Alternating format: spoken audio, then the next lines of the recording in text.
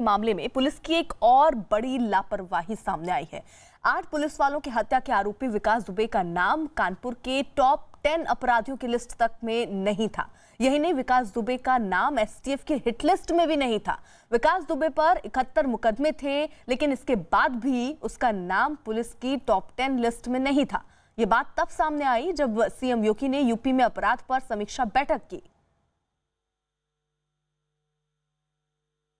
उधर कानपुर मुठभेड़ केस में फरार चल रहे मुख्य आरोपी विकास दुबे पर पुलिस ने 1 लाख का इनाम भी घोषित किया, जबकि 18 आरोपियों पर 25-25 हजार का इनाम रखा गया। वहीं विकास दुबे के मकान से हथियारों का बड़ा जखीरा मिला है।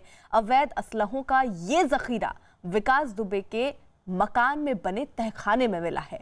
कल ही प्रशासन ने विकास दुबे के मकान को जमींदोज किया था। 3 जुलाई को विकास दुबे और उसके साथियों ने पुलिस पर घात लगाकर हमला किया था, जिसमें सीओ समेत 8 जवान शहीद हो गए थे।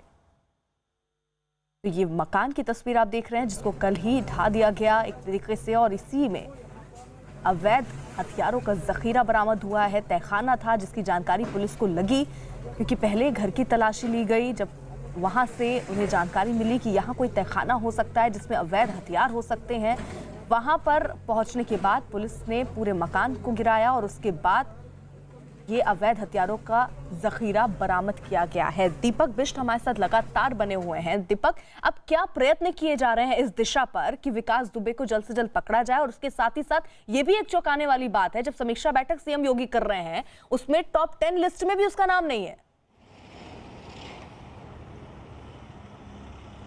बिल्कुल, बहुत चौंकाने वाला ये सच है। और क्योंकि सबसे अहम चीज़ है कि जो कानपुर में जिस विकास दुबे ने पुलिस पार्टी पर फायर किया था, तो उसके बाद कहीं ना कहीं ये साफ तौर पर ये बड़ा सच है कि उसका नाम टॉप 10 के जो बदमाश थे, जो क्रिमिनल्स थे, उनके उस लिस्ट में नहीं है। तो कहीं ना कहीं इतना बड़ा एक शातिर हिस्ट्री शीटर यहाँ छिपा बैठा था, जिसने पूरे दमखम के साथ पुलिस पार्टी पर हमला किया था, और पुलिस पार्टी जिसे हल्का मानकर चल रही थी, और वो जो है पुलिस पर भारी पड़ा। तो कहीं ना कहीं ये बड़ा सवाल उठता है, क्योंकि इसका लिस्ट में नाम क्यों नहीं है? क्योंकि 60 से ज़्यादा मुकदमे चौबेपुर एक ही थाने में इसके खिलाफ दर्ज है, उसके बावजूद भी इसका उत्तर प्रदेश की टॉप 10 लिस्ट में नाम नहीं है। तो काफ़ी चौंकाने वाला सच है। अर्पिता।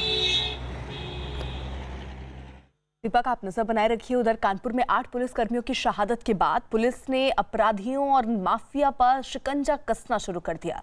इसी के तहत यूपी के गाजीपुर में जिला प्रशासन ने मुख्तार अंसारी के अवैध गोदाम को गिरा दिया। मुख्तार अंसारी ने ये अवैध गोदाम 32 बीघा जमीन पर कब्जा करके बनाया था, लेकिन सीएम योगी की सख्ती के बाद प्रशासन ने मुख्तार अंसारी के अवैध गोदाम पर कार्रवाई की।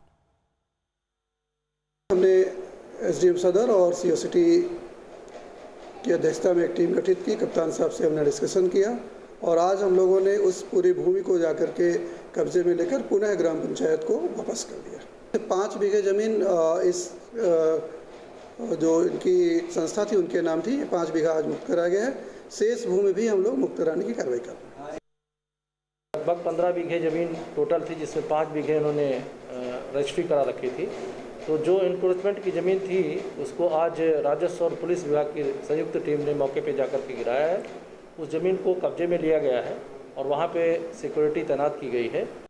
इसी बीच बड़ी खबर आ रही है कोलकाता से, जहां कैनिंग स्ट्रीट इलाके में एक बहुमंजिला इमारत के प्लास्टिक गोदाम में भीषण आग लगी है। अभी आग लगने के कारणों का पता नहीं चल पाया है, और इस इमारत में प्लास्टिक के सामान के साथ कांच का सामान और कॉपी किताबों का भी गोदाम है, और आग काफी तेजी से फैली, लेकिन दमकल की गाड़ियां तुरंत ही मौके पर पहुंच चुकी थी। फायर ब्रिगेड की गाड़ियों ने घंटों मशक्कत के बाद आग पर काबू पा लिया है।